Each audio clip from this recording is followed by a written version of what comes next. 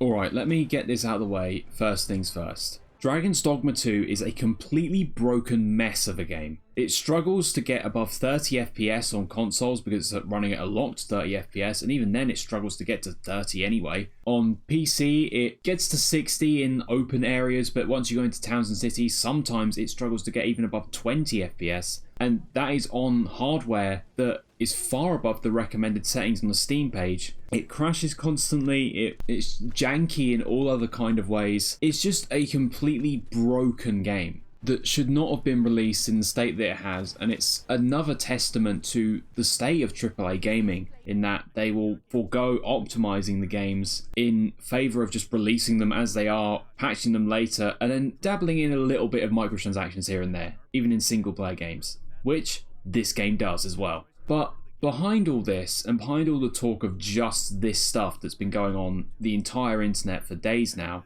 is an absolutely amazing game that I feel like has kind of been trounced by the discussion of the performance issues and the crashing and the microtransactions. And there's a lot of innovative stuff in this game that I think could end up being impactful for games going forward, such as, for example, the open world design. Most open world games are known for their insane size, but a lot of the time exploring the same areas over and over again can feel like a chore. This is a pretty big issue because it puts into question the fun of having an open world over a more linear one if you can't make sure the open world is still engaging after multiple times going through the same areas. But despite that, most developers have decided to almost ignore this issue by just giving the player the ability to teleport to any major location they've been to previously through a fast travel system, circumventing the need to go through any previously explored area. And the director of Dragon's Dogma 2, Hideaki Itsuno, has been very vocal about his opinions on this. If you need fast travel to make your open world fun, then your game is boring. Just make exploration fun, he says in a GigaChad tone. So what has he done to tackle this issue then?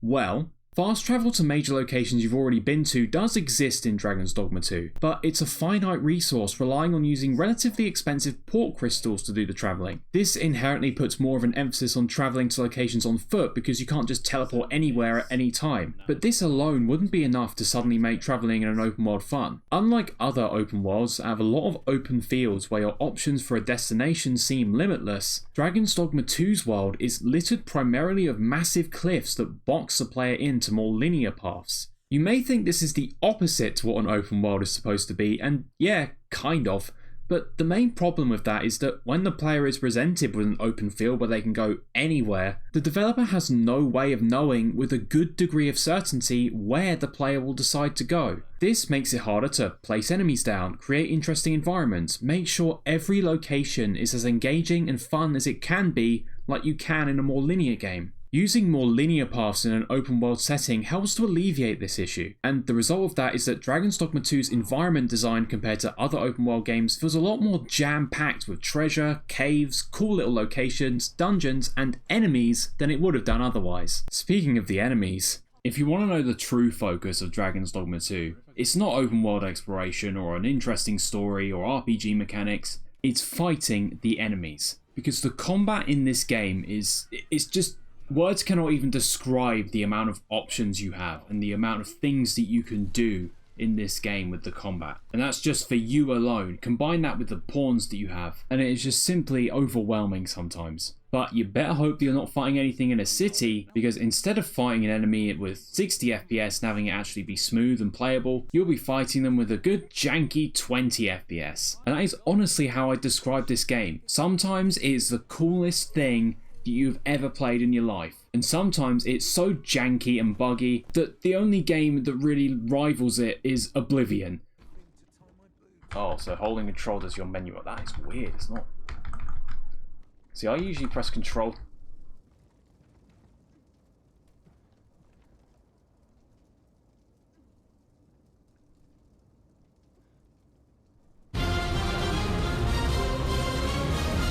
Give her a minute. Come on, it's not.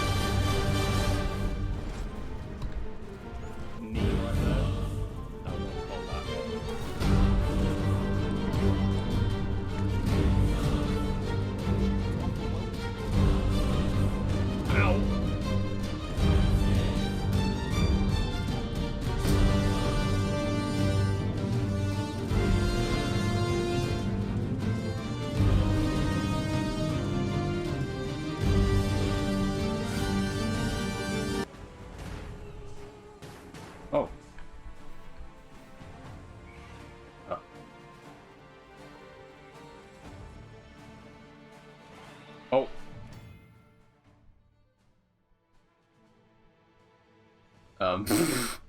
Okay. Rip that guy then.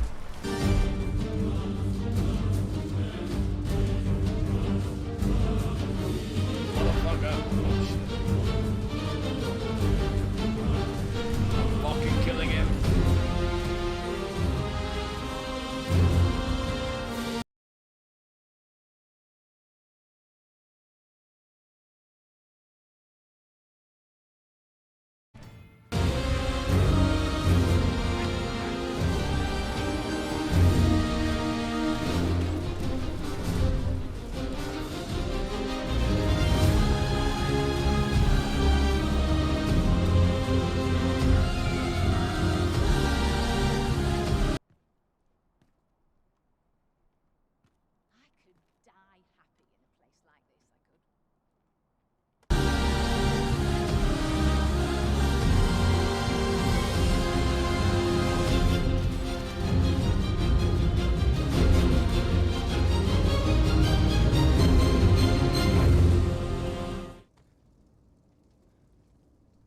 Let's see if she gets out of this situation.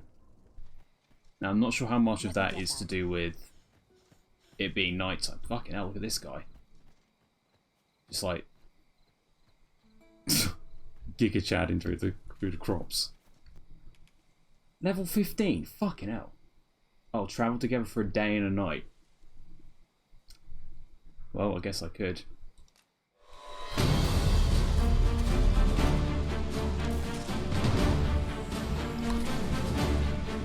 Whoa.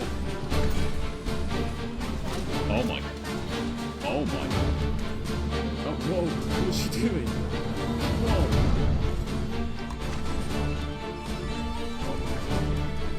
What is that going to do, Ellie? She just got a rock. Where's she going? Where are you going, Ellie? She put the rock down. Where are you? What are you doing? Why did she do that? It's like perfectly placed in the middle of the path.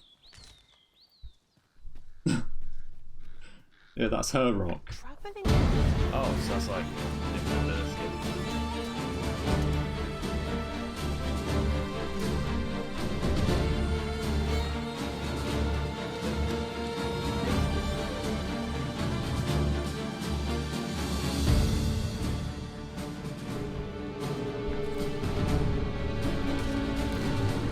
No.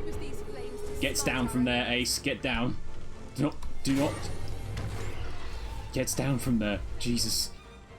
Oh my god. Please do not fall off. That was impeccably timed, Arisen. Come on, please get down from there. Oh, please. Oh my god, please get down from there. No. Oh my god, Jesus. We want to make it over there, but how to close the distance? It's like having a fucking kid. Oh my god.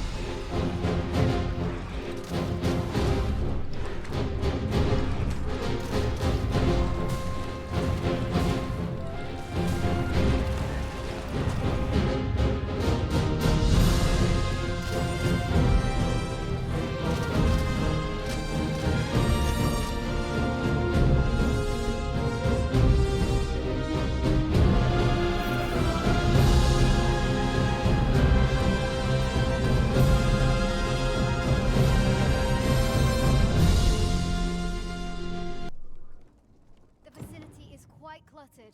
Pray leave, or aught that poses a hindrance to you. Okay. Thanks to my patrons on Patreon for making these videos possible, including my anonymous patron. And if you would like to become a patron, you can do so with the link in the top of the description below. All support is greatly appreciated.